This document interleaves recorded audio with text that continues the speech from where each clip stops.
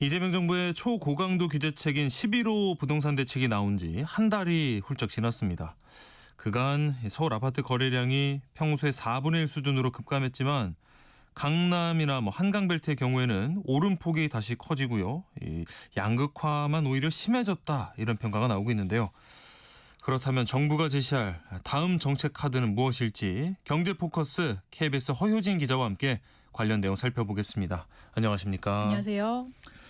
자, 먼저 이 11호 부동산 대책 시행이 된 지 한 달이 지났는데 그동안 정책 효과는 어느 정도 있었을지 살펴볼까요?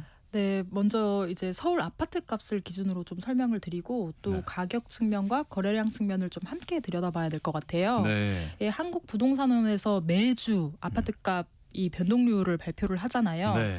이걸 보면 11호 대책 발표 직전 10월 첫째 주와 둘째 주의 누적 상승률이 0.54%였습니다. 네. 그리고 이제 대책 이후에 토어제 이제 시행이 되기까지 약간의 5일 정도의 그렇죠.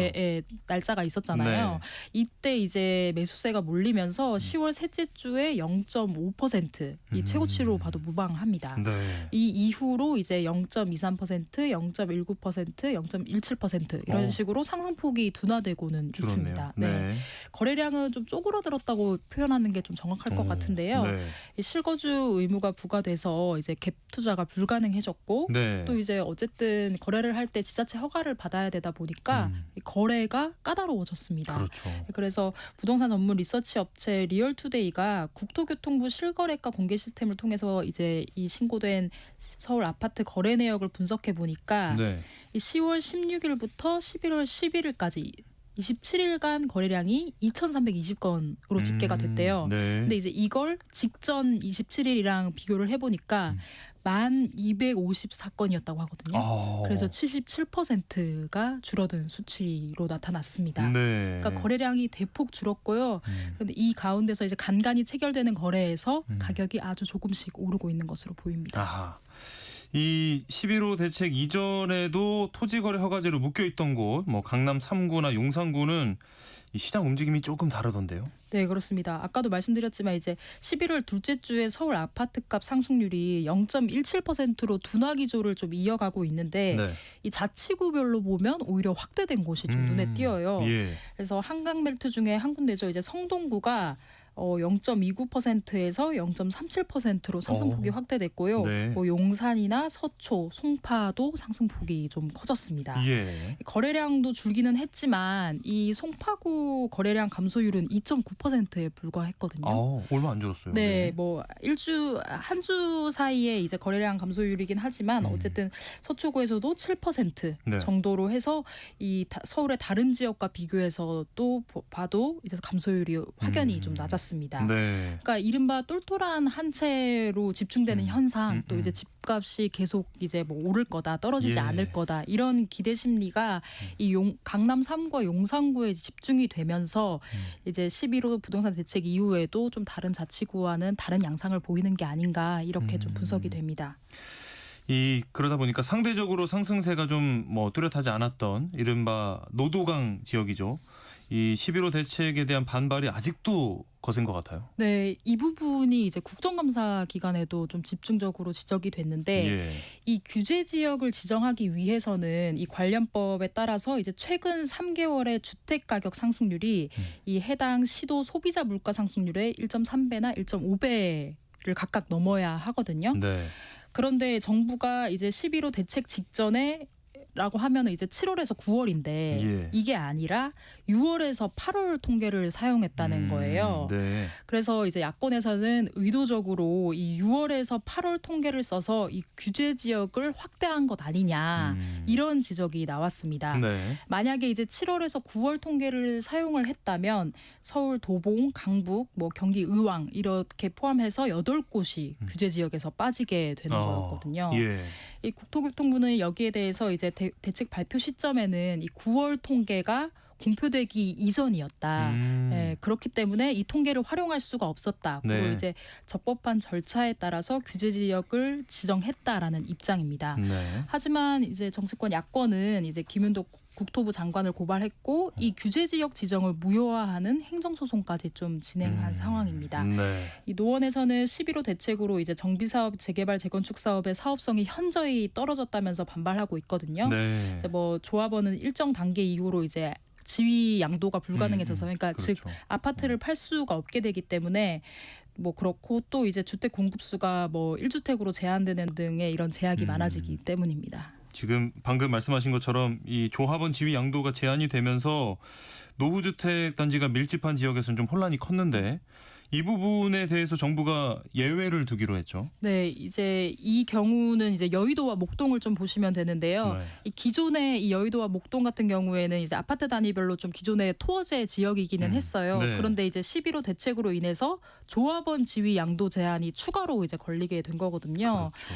이게 시점이 이제 10월 15일로 딱 박히면서 이미 이 대책 전에 이 토어제 때문에 매수 의향서, 그러니까 이제 실제로 거래 이 계약서를 쓰기 전에 이 매수 의향서를 구청에 보내놓고 허가를 기다렸던 사람들이 이거 조합원 지위 양도 안 돼? 그러면 나 그렇죠. 이거 현금 청산되는 거 아니야? 네. 이렇게 하면서 좀 불안에 떨어야 했어요. 예. 근데 다행히 이제 정부가 이 대책 발표 전에 이 매매를 약정한 경우에 한해서는 조합원 지위 양도를 허용하기로 했거든요. 네. 근데 이게 사실 지금 벌써 한 달 정도가 그러니까요. 지났는데 좀 네. 뒤늦은 대책이 아닌가 싶으면서도 다행히 그래도 예외로 하기로 한 건 참 다행이라는 생각이 듭니다. 네. 하지만 이제 규제 지역 정비 사업 추진에는 여전히 좀 어려움이 있을 걸로 예상이 되거든요. 네. 아무래도 사업성이 계속 떨어진다는 건 사실이니까요. 네. 그래서 아까 앞에서 말씀드렸던 것처럼 노원 같은 경우에서는 뭐 강남 잡으려다 노원이 무너진다 뭐 이런 문구가 적힌 현수막을 걸면서 이제 반발하고 있는 상황입니다. 네. 아무래도 이번 대책으로 전월세 시장도 좀 영향을 받지 않을까 우려가 있었는데 어떤가요? 이 국토부에서는 일단 지금으로선 네. 11호 대책으로 인한 전월세 시장에는 큰 영향은 없다 이렇게 좀 보고 있습니다. 네. 지난주에 이제 기자간담회를 열었는데 이 전세 매물이 줄어들고 전세값이 상승하는 건 현재로서는 아닌 것 같다 이렇게 예. 얘기를 했거든요. 전세값 상승 폭이 이제 매주 이제 지나면서 0.01% 포인트 수준으로 조금씩 이제 움직이고 있고 이제 지난해 말부터 감소하던 전세 매물이 오히려 이제 지난 8월부터는 증가하는 추세라고 설명을 하고 있어요. 네.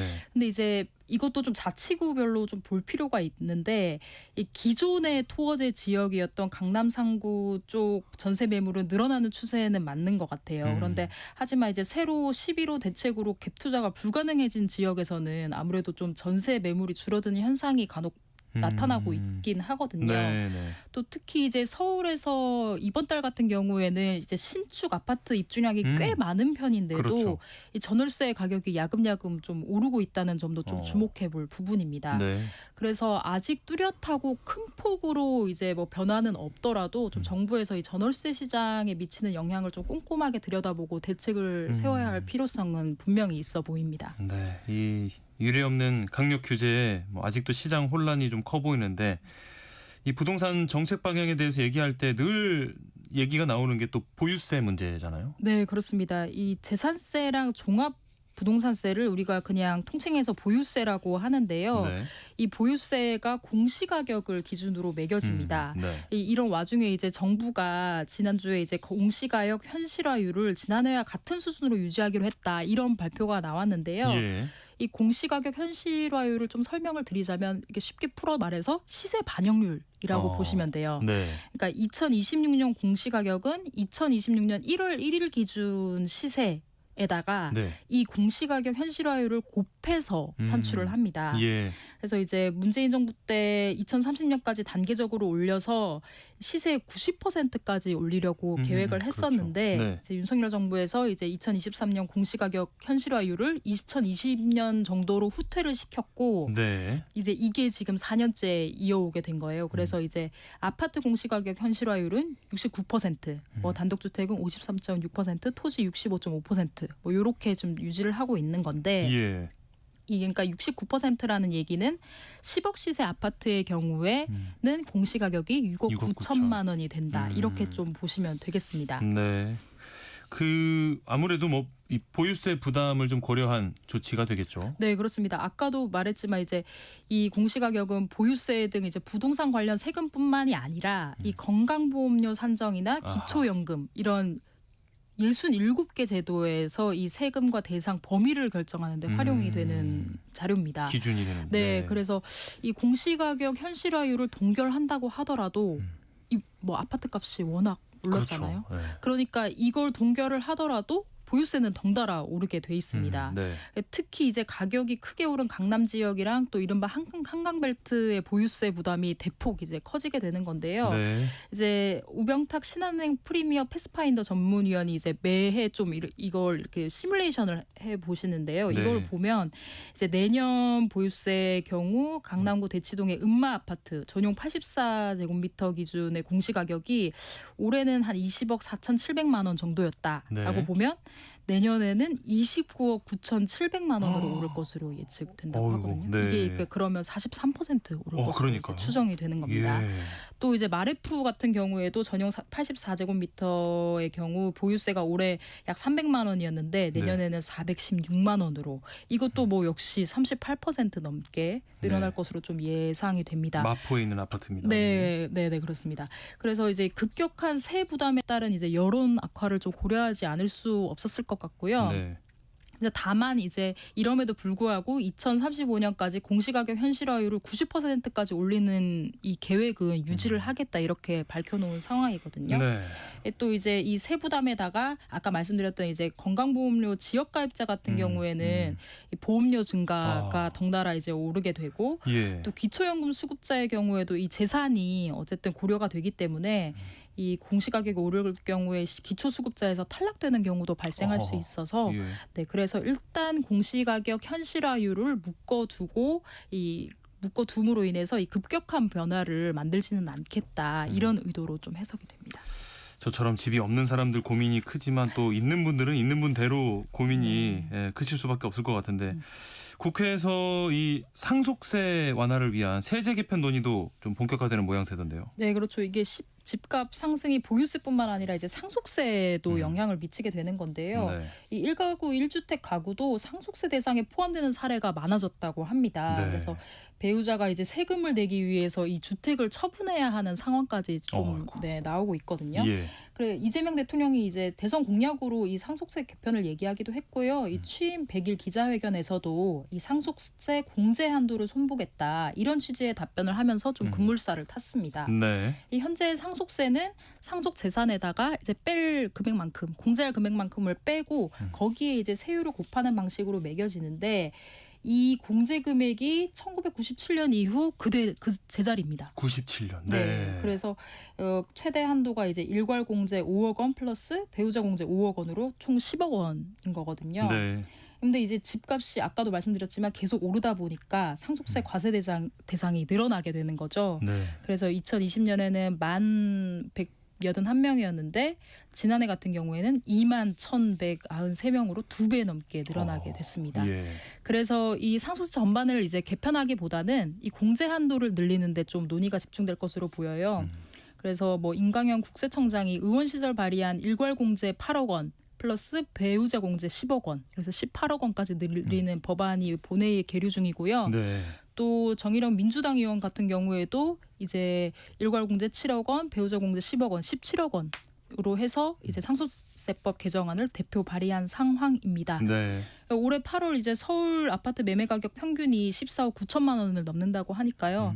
뭐 만약에 이제 공제 금액이 뭐 17억 원, 18억 원 정도로 늘게 되면 상속인들이 세 부담에서 좀 벗어날 수 있지 않을까.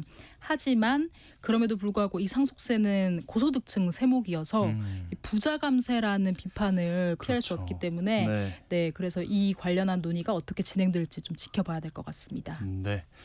아무래도 이제 이 내년 6월 지방선거 앞두고 있는 만큼 이 부동산 세제 개편 문제 두고 여야 간 공방 더 격화될 수도 있을 것 같은데요. 네, 그렇습니다. 이 국민의힘에서는 이 11호 대책을 실패한 대책이라고 규정을 했거든요. 네. 그래서 아마 이제 내년 6월 지방선거까지 이 부분 계속해서 이제 여야 간 공방 소재가 될 것으로 보이고요.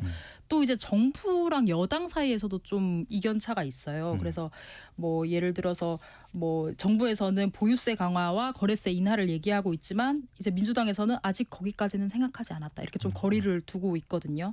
또 내년 5월에 끝나는 다주택자 양도소득세 중과 유예 조치 연장 여부나 뭐 또 종부세 관련한 이 종부세 공정시장 가액 비율 조정하는 방안 이런 것들을 두고도 또 논의가 좀 한 차례 나올 것 같습니다. 네. 경제포커스 오늘 여기까지 하겠습니다. 지금까지 KBS 허효진 기자와 이야기 나눴습니다. 고맙습니다. 감사합니다.